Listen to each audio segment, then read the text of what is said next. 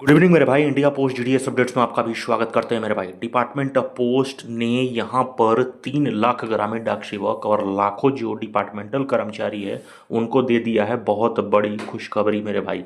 क्योंकि जो तुमको ट्रांसफ़र जो 2 बार ही मिलता था वो कहीं ना कहीं मिलने जा रहा है 4 बार। तुम ट्रांसफ़र ले सकते हो पूरे ऑल ओवर में इंडिया में मेरे भाई। आप पूरे वीडियोस को अंत तक देखना जरूर बनता है, क्योंकि आधा अधूरा knowledge, little knowledge is a dangerous, आप ऑलरेडी जानते हो।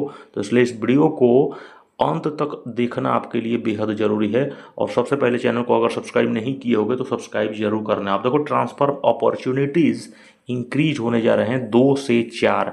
ऐसे क्या क्या चांसेस मिलेंगे, क्योंकि ट्रांसफ़र में अब फ्लेक्सिबिलिटी जाएगी और बहुत बड़ी खुशखबरी मिलने जा रही है। अब इसको थोड़ा सा समझिए मेरे भाई। ये देखो, डिपार्टमेंट ऑफ पोस्ट इंडिया सीपीएमजी ने क्लियर किया है, उड़ीसा सर्कल्स ने, भुवनेश्वर ने। और ये देख सकते हो, ये आज का लेटर है, ये एक बहुत पुराना लेटर नहीं है। 28 अप्रैल, यानी कि आप समझ सकते हो कहीं ना कहीं ये आज का सीपीएमजी ने 2026 आज ये निकाला गया है। और कहा क्या गया है और सभी को कहा गया है, ठीक है, सभी सीपीएमजी ने निकाला है, ये देख सकते हो, चीफ पोस्ट मास्टर जनरल ने। और ये सब्जेक्ट में सभी को, पीएमजी, डीए और एसएसपीओ को भी, उड़ीसा सर्कल्स के, क्लियर देखो साफ लिखा है, enhancement of rule 38 transfer opportunities from 2 to 4 during the entire service tenure. अब देखो इसका मतलब समझो मेरे भाई, ये शब्द बहुत छोटे हैं लेकिन बड़े बहुत मायने रखेंगे, क्योंकि लाखों कर्मचारी अगर इसके अंदर, अगर इस चीज़ को समझ गए तो उनके अंदर काफ़ी ज़्यादा खुशियाँ आएंगी। देखो, अब रूल 38 किसको कहा जाता है ये समझना आपके लिए बेहद ज़रूरी हो जाता है। रूल 38 वो होता है जो डिपार्टमेंटल एम्प्लॉयज़ होते हैं, जैसे कि आपको समझ सकते हो कि जो पोस्टमैन, एमटीएस, पीए, आप समझ सकते हो ना। तो पोस्टमैन, मेल गार्ड, एमटीएस, जितने भी एम्प्लॉयज़ होते हैं जो रूल 38 के अंतर्गत ट्रांसफ़र लेते हैं पूरे ऑल ओवर इंडिया में, तो उनको क्या कहा है सीपीएमजी ने क्लियर, यहाँ पर सभी एसएसपीओ और पीओ को निर्देश देते हुए उन्होंने कहा है कि जितने भी रूल 38 के कर्मचारी हैं जो रूल 38 में आते हैं, उनको 2 से लेके, मतलब 2 ही बार मौका मिलता था ट्रांसफ़र लेने का, अब इसको 4 कर दिया जाए, ठीक है, पूरे उनके इंटायर सर्विस में। अब समझ सकते हो कि पूरे इंटायर सर्विस में मात्र 2 बार मिलता था, अब उसको 4 बार करने की क्लियर इन्होंने कहा है। अभी देखो, please find enclose directorate letter number, इन्होंने कहा है 13 अप्रैल 2026। सब्जेक्ट पे पूरा क्लियर इन्होंने कहा है कि I am directed to request that your suggestions comment on the points mention in afford directed letter में kindly be furnish to this office on by 30। यानी कि देखो, इन्होंने कहा है कि 30 जो अप्रैल है, कहीं ना कहीं 30 अप्रैल 2026 को फाइनली क्लियर करेगा डायरेक्टरेट।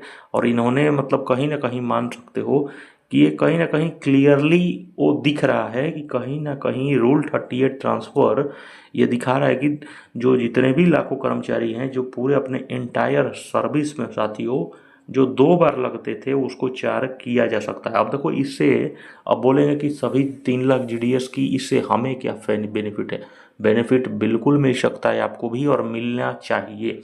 अब देखो, जीडीएस भी जानते हो उसी अंतर्गत क्या आता है, डीओपी के ही अंतर्गत आता है। अब जीडीएस को, जीडीएस भी जानते हो पूरे एंटायर सर्विस में कितने, मात्र 2 बार, जितने भी मेल होते हैं उनको 2 बार ही मिलता है। और फीमेल कैटेगरीज में जितने भी आती हैं उनको 3 बार मिलता है पूरे इंटायर सर्विस रिटायरमेंट का। तो यहाँ पर बड़ी बात है कि जीडीएस को भी 2 से 4 किया जा सकता है, और 4 के लिए आवाज़ अगर सही मौके पर अगर उठाई जाए तो क्लियर हो सकता है ये। क्योंकि देखो, रूल 38 से ट्रांसफ़र का अप्रूवल मिला है, यानी कि आप समझ सकते हो 2 से 4 जब रूल 38 भी हो सकता है तो जाहिर सी बात है कि जीडीएस के लिए भी हो सकता है। अब रही बात, थोड़ा सा क्लियर करें कि रूल 3 ट्रांसफ़र जीडीएस के लिए कब आ रहा है। बहुत सारे लोग परेशान हैं कि रूल 3 जीडीएस ट्रांसफ़र, ये सर थोड़ा सा डेट बताइए, क्योंकि इस पर वीडियोज़ लाना आपके लिए बेहद ज़रूरी है। अब देखो, सबसे पहले समझो मेरे भाई कि जीडीएस और रूल 3 ट्रांसफ़र के लिए तो बहुत सारे लोग बेचैन हैं, लेकिन क्या इसके रूल और रेगुलेशन जानते हो। देखो, इसमें मिनिमम आपको ट्रांसफ़र लेने के लिए आपके 2 ईयर्स ऑफ इंगेजमेंट होने चाहिए। पहले 1 ही साल था, लेकिन आपको मिनिमम 2 ईयर्स ऑफ इंगेजमेंट होते हैं, और 2 ईयर्स मिनिमम चाहिए। इसलिए आप चेक कर लेना जो ही आप, मतलब अप्लाई करना, मतलब 2 साल सर्विसेज होने चाहिए। पहले 1 साल था, अब इसलिए बेहतरीन किया है डीओपी ने, क्योंकि देखो इसे मौका ना सिर्फ 2 साल वाले को ही मिलेगा। 1 साल वाले थोड़ा सा और सर्विस करेंगे, 2 साल करेंगे, तब जाकर उनको ट्रांसफ़र मिलेगी। पहली बात तो ये हो गई। दूसरी बात क्या है, verification is the must things, है ना। वेरिफिकेशन बहुत ज़रूरी है, और इस वेरिफिकेशन में क्या क्या चीज़ें आती है ये समझने वाली बात है। देखो पहला वेरिफिकेशन होता है पीवीआर। अब जिसको पीवीआर नहीं समझते होगे, पुलिस वेरिफिकेशन रिकॉर्ड। क्या तुमने कभी, तुम्हारे ऊपर एफआईआर है, क्या तुमने कोई क्रिमिनल या क्राइम रिकॉर्ड में कहीं तुम्हारा नाम दर्ज है, तो उस प्रकार का अगर आपने कोई चीज़ें किया है तो जाहिर सी बात है पीवीआर में आप फंस सकते हो। तो ये चीज़ें हैं, पीवीआर होता है। उसके बाद आपका डॉक्यूमेंट्स जो मेन होता है, 10th पास हो गया, ओरिजिनल आपका 10th पास हो जाता है, या तो ऑनलाइन सीबीएसई वाले का होता है, अमूमन चेक किया कर लिया जाता है। सीबीएसई तो सारा पोर्टल पे ही रहता है, और जितने भी स्टेट्स बोर्ड्स वाले होते हैं उनको तो भेजा जाता है उनके सर्टिफिकेट्स को, ठीक है, ताकि उससे जितने भी जाली और फर्जी जितने मार्कशीट बना बना घूम रहे हैं वो पकड़े जाए, ठीक है। दूसरे नंबर पे क्या होता है, कैटेगरीज भी चेक किया जाता है और कैटेगरी भी भेजा जाता है। कैटेगरी का भी वेरिफिकेशन होता है, जनरल वालों का नहीं होता है। ओबीसी एससी एसटी जितने भी हैं, सेंट्रल का जितने भी लोग लगाए हैं, उनको कहीं ना कहीं उनका भी वेरिफिकेशन। तो इस प्रकार के तमाम जितने भी वेरिफिकेशन है इसको क्लियर कर लीजिए, और क्लियर होगा तो बहुत बेहतरीन है।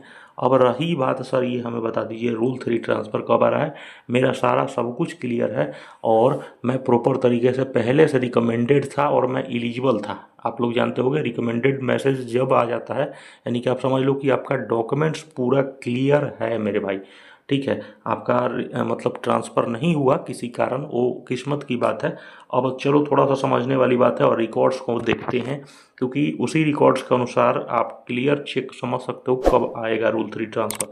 अब देखो रूल 3 ट्रांसफ़र का रूल है कि 6 महीने में हमें दे देना है 2 बार, क्योंकि जानते हो साल भर में 2 बार देना होता है, तो 6 महीने में 1 बार देना ही देना है। अब देखो समझो नवंबर में आया था, नवंबर 2025 में जानते हो, और इसको कहीं ना कहीं रिलीविंग करने में दिसंबर हो ही गया था। आप लोग देख ही चुके थे, 24 दिसंबर के आसपास सभी का रिलीविंग किया गया। अब देखो रही बात है दिसंबर, अब यहाँ से दिसंबर से तुम अगर नेक्स्ट 6 मंथ लेते हो तो कहीं ना कहीं जून की तरफ पहुँच रहा है, और ये कहीं ना कहीं डायरेक्टली दिखा रहा है कि जीडीएस रूल 3 ट्रांसफ़र जून के फर्स्ट वीक में 100% चांस है। अब देखो सर एक बार ये भी हमें बता दीजिए कि क्या जीडीएस की ये जो वैकेंसियाँ हैं इस पे क्या असर होगा और क्या चीज़ें हो सकती है।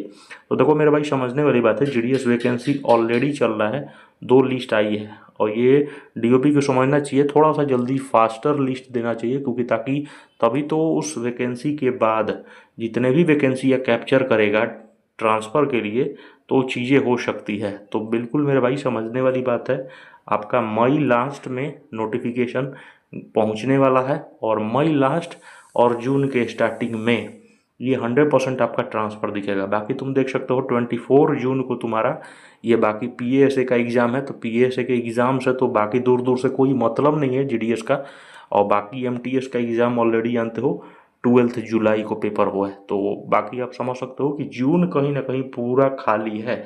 और जून खाली मतलब समझ सकते हो कि ये पूरा कार्यक्रम जीडीएस के लिए चलेगा, जीडीएस रूल 3 के लिए। तो अगर वेरिफिकेशन नहीं कराया हो तो यही सी बात है साथियों, वेरिफिकेशन करा लो, वरना समय रहते बहुत देर हो गई। चैनल को सब्सक्राइब करके अपना ख्याल